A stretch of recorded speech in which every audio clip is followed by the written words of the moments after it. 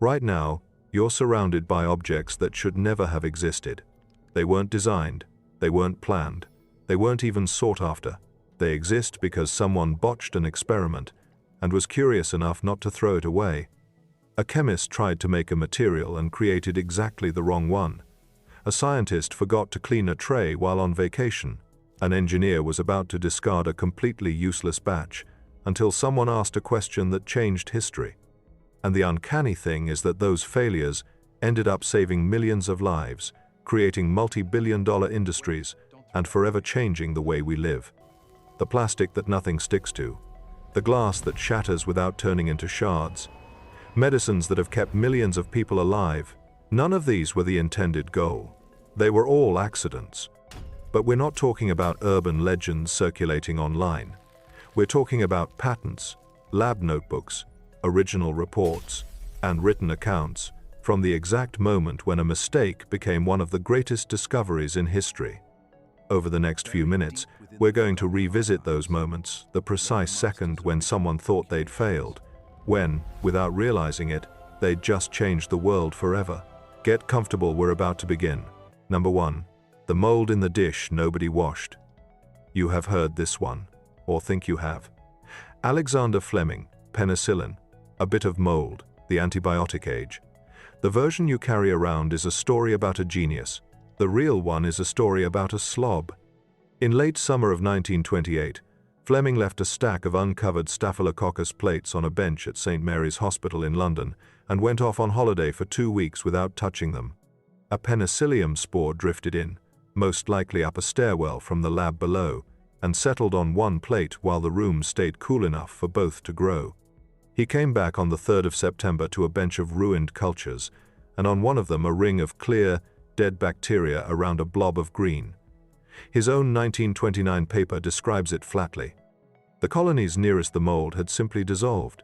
Any tidy scientist would have washed that plate a fortnight earlier and never seen a thing. Fleming's genius, if you want to call it that, was mostly a filthy bench and the wit to look twice before scrubbing it. The drug that has since saved somewhere north of 100 million lives began as the one experiment he forgot to clean up. Number 2. The radar set that started making dinner. Picture a man standing next to a live weapons component with a snack in his pocket. In 1945, Percy Spencer, a self-taught engineer at Raytheon with a 5th-grade education, was working beside an active magnetron, the tube that powered wartime radar. He noticed the chocolate bar in his pocket had gone soft and melted. Now, most people feel warmth and think nothing. Spencer sent out for popcorn, held it to the magnetron, and watched it burst across the room. Then he aimed it at an egg, which promptly exploded into the face of a colleague leaning in to look. The patent for microwave cooking was filed that October, and here is the detail that ought to sting. Raytheon paid Spencer exactly $2 for it, the flat bonus every employee got for a company patent. A man who could barely spell his way through grammar school reinvented the kitchen by standing too close to a war machine, and got $2 and a ruined egg for his trouble. Number 3. The cloudy batch, a chemist refused to bin. In 1965, at a DuPont lab, a chemist named Stephanie Kwolek was dissolving long polymer chains, hoping for something strong enough to replace the steel in tires. What came out of her flask was wrong. It was thin and cloudy and watery, when a proper polymer solution should pour thick and clear like molasses. This is the pivot point, and it is not chemistry, it is nerve. The technician who ran the fiber spinning machine did not even want to run her batch through it. The cloudy stuff looked like a mistake, the kind you pour down the drain and note in the margin as a bad day. Kwolek talked him into spinning it anyway. The fiber that came out did not snap. It was 5 times stronger than steel by weight, and we call it Kevlar, and it is wrapped around police officers and soldiers right now. Hold that idea of the batch that almost went down the drain, because we are going to meet it again, on a scrap heap, a few minutes from now. In Kwolek's own words, someone less curious would have thrown it out. The vest, stopping a bullet tonight, is a mistake a woman had to argue a colleague into testing. Number 4. The headache cure that ate the world. Here is a fact that reframes a red can you have probably held this week. Coca-Cola was invented as medicine by a morphine addict to cure himself. John Pemberton was an Atlanta pharmacist and a Confederate veteran carrying a saber wound from 1865 and the opioid habit that came with it, which was the quiet epidemic of that generation. He built a coca and wine tonic he sold as a nerve cure, a brain fixer, a remedy for the very morphine addiction he was living with. Then, in 1886, Atlanta went dry. Prohibition landed on his wine, and he was forced to rip the alcohol out and rebuild the thing around sugar and carbonated water. His bookkeeper, Frank Robinson, gave it a name with 2 matching letters that would look good in script. First year, it sold about 9 glasses a day. Pemberton sold off the rights for a couple of $1,000s and died broke and still addicted in 1888, never seeing what his failed medicine became. The most recognizable product on earth is a cough tonic that lost its license. Number 5. How a ruined stove made the modern tire. Charles Goodyear is the closest thing this list has to a tragedy, and it turns on a single, clumsy morning. Before him, rubber was almost useless. It melted to glue in summer, cracked to shards in winter, and ruined every product built from it. Goodyear had bankrupted his family chasing a fix, in and out of debtor's prison, mixing rubber with anything he could find. One day, in 1839, in Woburn, Massachusetts, he let a lump of rubber mixed with sulfur fall onto a hot stove. It should have turned to gum. Instead, it charred and hardened into something tough and springy that stayed flexible in the cold. That accident is vulcanization, the reason tires and hoses and shoe soles exist. He named it after Vulcan, the Roman god of fire, patented it in 1844, and then spent the rest of his life losing court battles to men who stole it. Goodyear died over $200,000 in debt. Every tire on every car you have ever ridden in traces to a spill he could not properly cash. Number 6. The drink an 11-year-old left outside. After all that ruin, something small and kind. In 1905, an 11-year-old in the San Francisco Bay Area named Frank Epperson mixed himself a cup of powdered soda and water, stirred it with a wooden stick, and left it out on the porch on a night the temperature crashed to a record low. By morning, it had frozen solid around the stick. He ran it under warm water, slid it out by the handle, and ate the first ice pop. He called it the Epsicle, a mash of icicle and his own name, and made them for neighborhood kids for years before he grew up and did anything about it. When he finally filed for a patent in 1924, the language was almost sweetly precise. A frozen confection you could eat, it said, without contamination by contact with the hand. For years it stayed a private trick, something he made for his own children, until he carried a batch to a Neptune Beach amusement park one summer, and the queue told him what he was sitting on. His own kids renamed it, because they kept asking for Popsicle. Roughly 2 billion of them sell every year now, all descended from a glass a boy forgot on a porch on the coldest night of the year. Quick one, because we're 6 in and about to go somewhere darker. Of these first 6, which is the one you'd have swept straight into the bin without a second look? Drop the number in the comments and tell me what tipped you off that it was worth keeping. I read them, and I'm genuinely curious where your instinct lands. Number 7. The wrong part that kept hearts beating. Sometimes the accident is a single component pulled from the wrong box. In 1956, an engineer named Wilson Greatbatch was building a small device to record the sound of a heartbeat. Reaching into a bin, he grabbed a resistor of the wrong value and soldered it in. Instead of recording, the circuit began to pulse on its own, a beat and then a pause, a beat and then a pause. He knew that rhythm.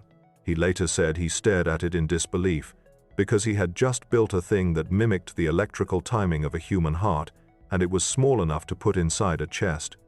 Until that afternoon, keeping a failing heart on rhythm meant a machine the size of a television that shocked you from outside.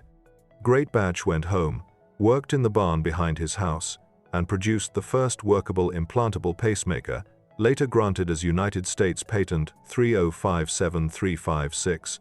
Millions of people are walking around today because a man once picked the wrong part out of a box and had the sense to listen to it. Number 8. The chemist who forgot to wash his hands. Now a genuinely disgusting one, and it built an industry. In 1879, a chemist named Konstantin Fahlberg was working late in Ira Remsen's lab at Johns Hopkins, boiling down coal tar, which is exactly as grim as it sounds. He rushed off to dinner without washing up. He tore off a piece of bread, and it was impossibly sweet. so was his thumb.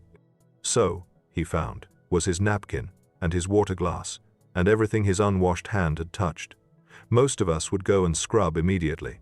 What Fahlberg did next tells you who becomes a chemist. By his own later account, he went back to the lab and, in his excitement, tasted the contents of every beaker on the bench, gambling that none of them would poison him. One of them was benzoic sulfimide. He named it Saccharin, and the little sweetener packet on a diner table is the direct descendant of an unwashed hand. He also quietly cut Remsen out and patented it alone, which soured the two men forever, but that is a betrayal for another video. Number 9. The flask that broke without breaking. Consider the windshield you sat behind on the way to work, and the flask that made it possible. In 1903, a French chemist named Edouard Benedictus, who was also a painter and a composer, knocked an empty glass flask off a high shelf. He heard it shatter, but when he looked, the flask had held its shape. The shards were cracked into a web and still hanging together. He worked out why. The flask had once held a solution of cellulose nitrate, a liquid plastic, and as it evaporated it had left a thin, invisible film coating the inside, and that film was holding the broken glass in place. He set the oddity aside. Then he read a newspaper account of women cut apart by flying windshield glass in one of the era's first car crashes, and the image of the flask that would not fly apart came back to him. He filed his laminated glass patent in 1909 and called it triplex.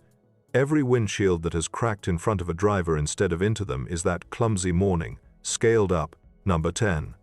The wallpaper cleaner in every toy box. Time to breathe out. The soft, salty-smelling dough a toddler is squashing somewhere right now spent its first 20 years as a cleaning product. In the 1930s, a Cincinnati firm called Coca-Cola made a pliable putty whose job was to roll soot off wallpaper, back when homes were heated with dirty coal. Then America switched to gas and oil, wallpaper stopped getting sooty, washable vinyl arrived, and Coca-Cola's one product slid toward bankruptcy.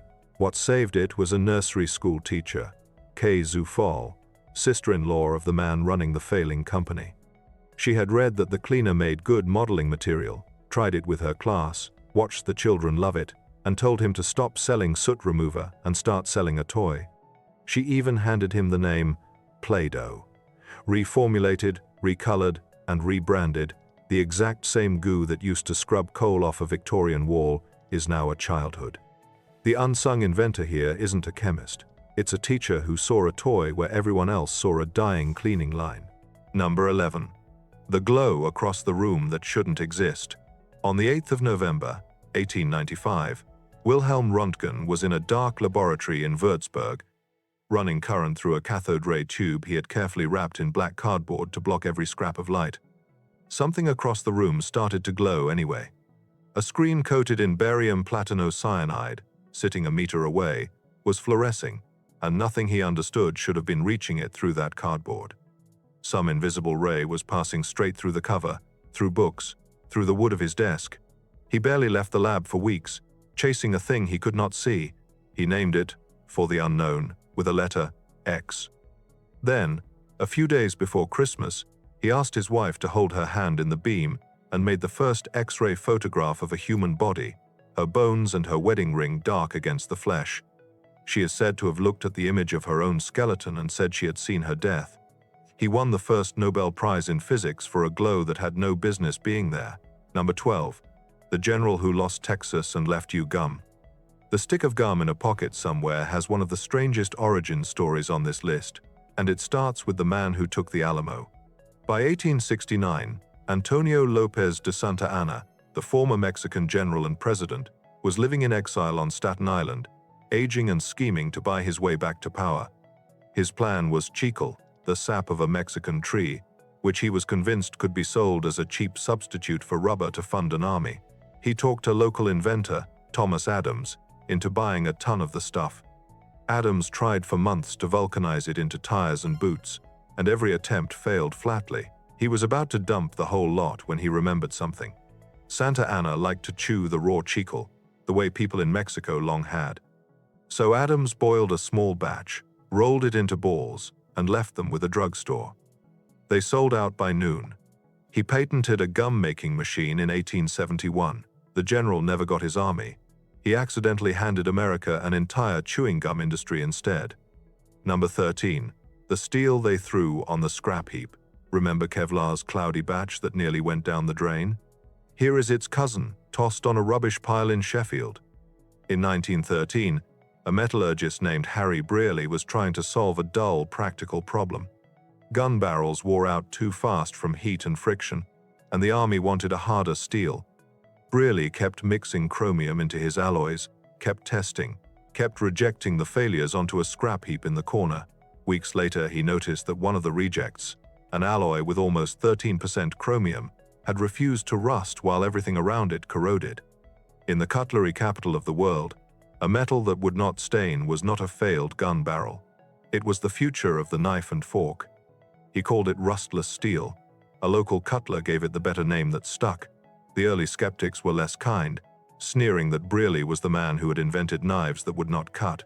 Every clean fork in your kitchen drawer came off a scrap heap he was smart enough to check. So that's 13.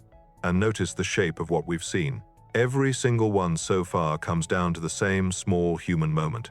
A person standing over a ruined experiment, a spill, a batch that came out wrong, deciding not to throw it away. That's the whole engine. The back half is where the accidents get stranger and, frankly, more consequential. There is a party drug discovered by a man on a bicycle, a glue that gets rejected not once but twice before anyone wants it, and a recipe for immortality that turned out to be the most efficient way ever devised to end a life. What's coming is less about clumsy hands and more about the moment a mistake refuses to be ignored. If watching failed experiments quietly rebuild the modern world is your kind of thing, there is a good stack of videos on this channel in exactly this vein. Subscribe and the next one will turn up on its own. We don't post constantly, but when a video goes up, it has usually earned the half hour. Number 14. The spill that wouldn't wash off a shoe. Some of these mishaps happen on the floor, on someone else's shoe. In 1953, a chemist at 3M named Patsy Sherman was trying to build a rubber that could survive jet fuel. A lab assistant knocked over a bottle of the fluorochemical they were testing, and a few drops landed on the assistant's white canvas tennis shoe.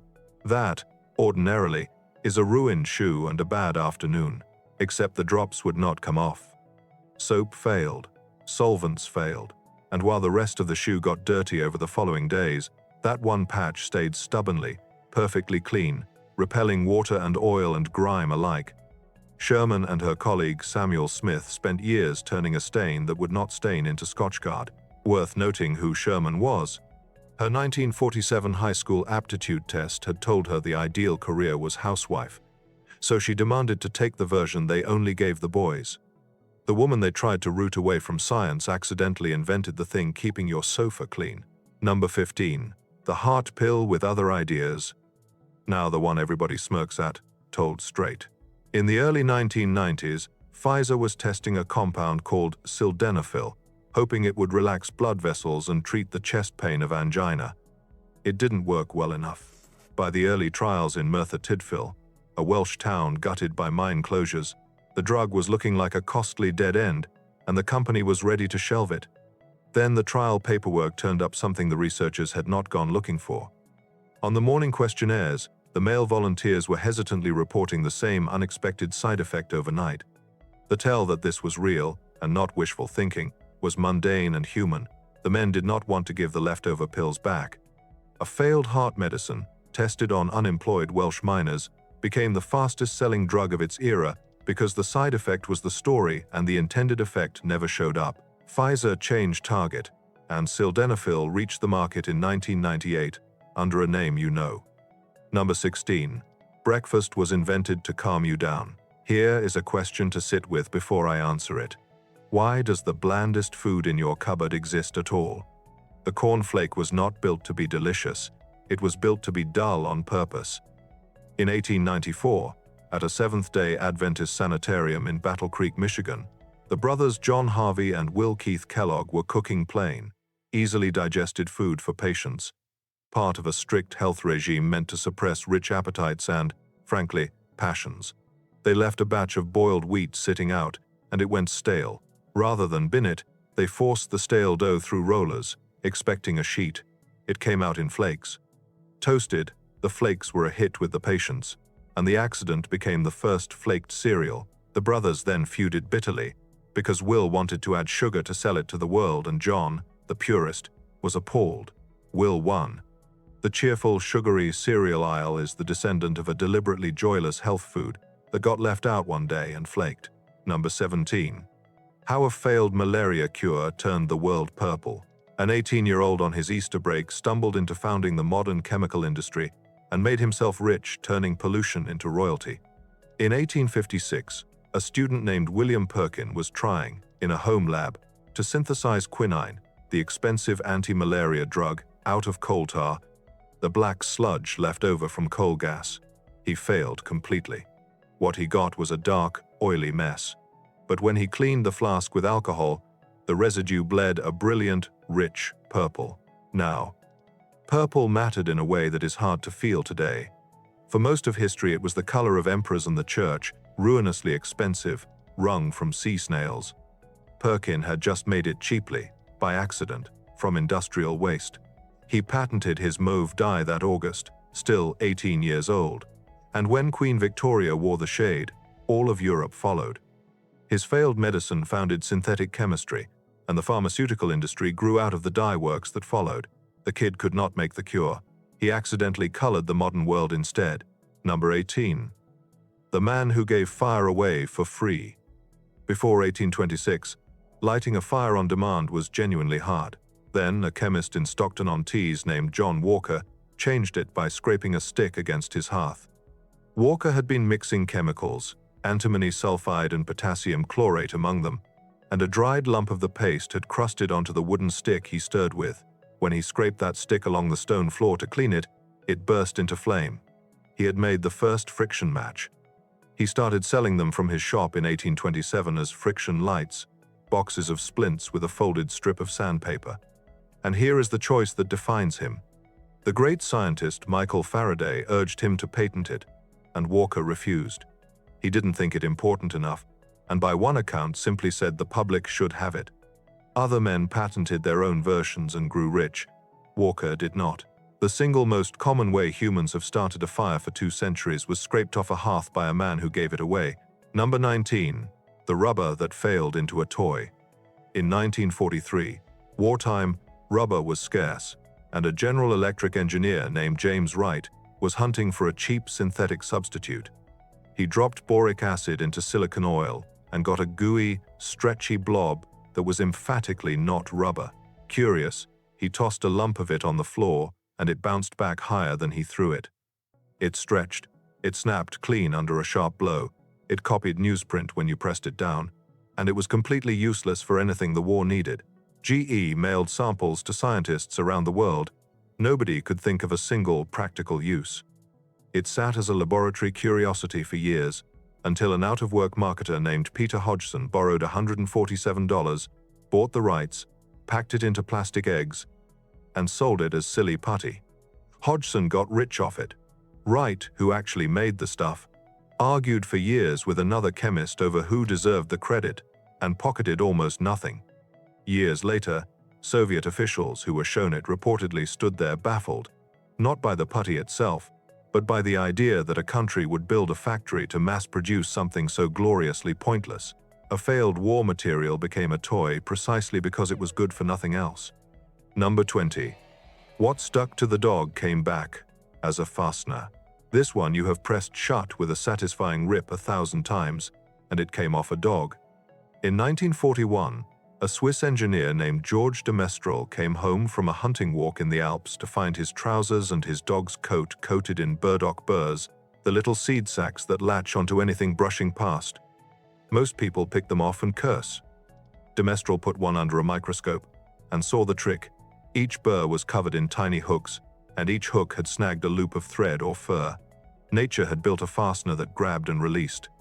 He spent close to 10 years trying to reproduce those hooks and loops in fabric, failing repeatedly before nylon woven under infrared light finally held, and patented it in 1955. The name is 2 French words stitched together, velvet and hook, Velcro.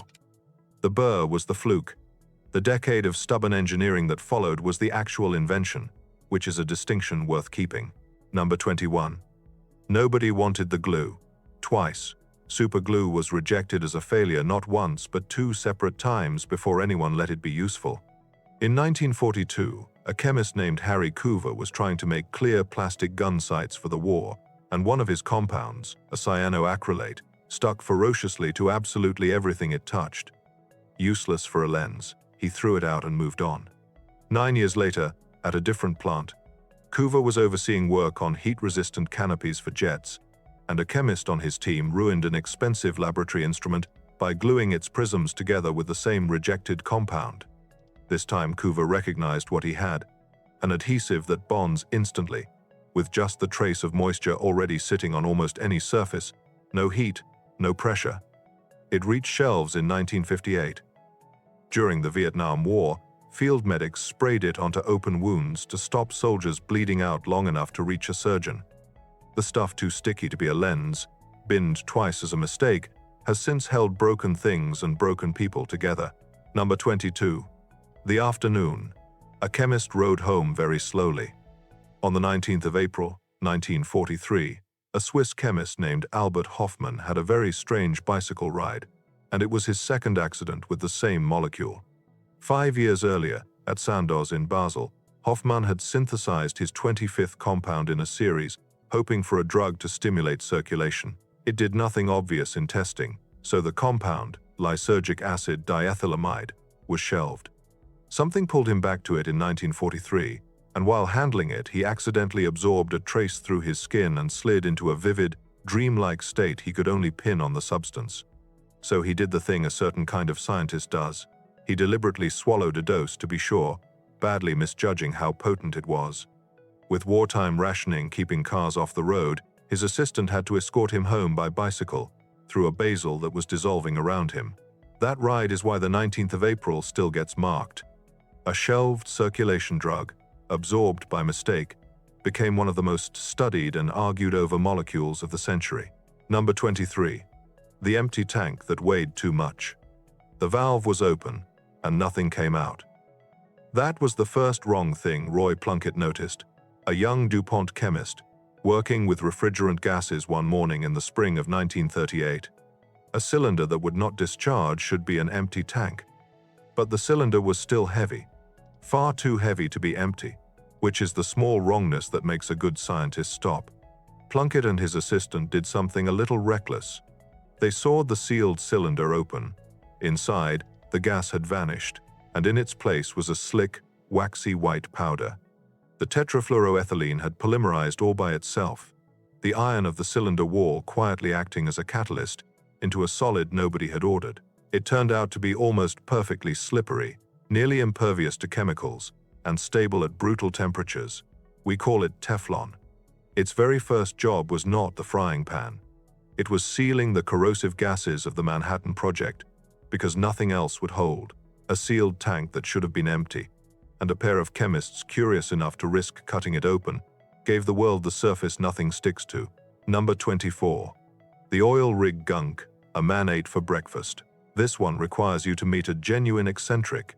In 1859, a chemist named Robert Chesebro, whose whale oil business was collapsing as petroleum took over, traveled to the oil fields of Titusville, Pennsylvania, to see what the new fuel might offer. What caught his eye was a nuisance, a waxy residue the drillers called rod wax, which gummed up the pumps and which the workers cursed, except that they also smeared it on their cuts and burns because it seemed to help them heal. Chesebro hauled barrels of the gunk back to Brooklyn, refined it into a clear, odorless jelly, and patented it in 1872 as Vaseline. To convince a skeptical public, he would burn or cut his own skin in front of a crowd and then dress the wound with his jelly. He believed in it to a frankly unhinged degree, reportedly eating a spoonful of petroleum jelly every single day. The man lived to 96. A grease the oil workers hated, scraped off a pump rod, is in a medicine cabinet near you right now. Number 25. The recipe for living forever that killed millions. We end with the cruelest fluke in human history, and it is not close. In 9th century China, during the Tang dynasty, Taoist alchemists were chasing the oldest dream there is, an elixir of immortality, a potion to defeat death itself. In pursuit of eternal life, they mixed saltpeter, sulfur, and charcoal, and what they got was not immortality. It was an explosion. We know they knew, because the accident is preserved in a Taoist text from around the year 850, the Genuine Miao Dao Yao Lue, which does not offer a recipe but a warning. Some who heated these ingredients together, it records, saw smoke and flame leap up, burnt their hands and faces, and even burned down the house they worked in. They named it fire medicine. Its first use was celebration, firecrackers to frighten off evil spirits. Then it became the cannon, the bomb, and eventually the machinery of nearly every war since. Sit with the arithmetic of it. The single substance most directly responsible for human death was discovered by people whose entire life's work was the defeat of death. That is the whole list in one line. So there it is. 25 times. The same quiet moment, over and over. A mold in an unwashed dish, one cloudy batch a technician did not even want to spin, a tank that weighed far too much to be empty. And at the very end, men reaching for eternal life and closing their fingers around the opposite. Look back across all of it and the pattern is almost unbearable in how simple it is. In not one of these stories was the accident the hard part. The spill is free. Anyone can ruin an experiment. Most of us do it weekly. The rare, valuable, world-bending thing was the person standing over the wreckage who, instead of reaching for the mop, leaned in and asked what the mess was trying to tell them. School hands you these as tales of genius, and they are the opposite. They are tales of attention. The next time your own careful plan collapses into a mess you did not intend, remember that a distracted man in London went on holiday and left a plate of bacteria on the bench, and it changed the survival odds of the entire species. The next video on this channel is the mirror image of today. The inventions that were absolutely deliberate, decades of careful work, and whose real inventor had the credit quietly stolen by someone else. Until then, do one thing for me. Look around the room you're in, pick the one object you would bet money was designed on purpose, and tell me in the comments why you're so sure. Name it. Defend it. I'll tell you if it was an accident too.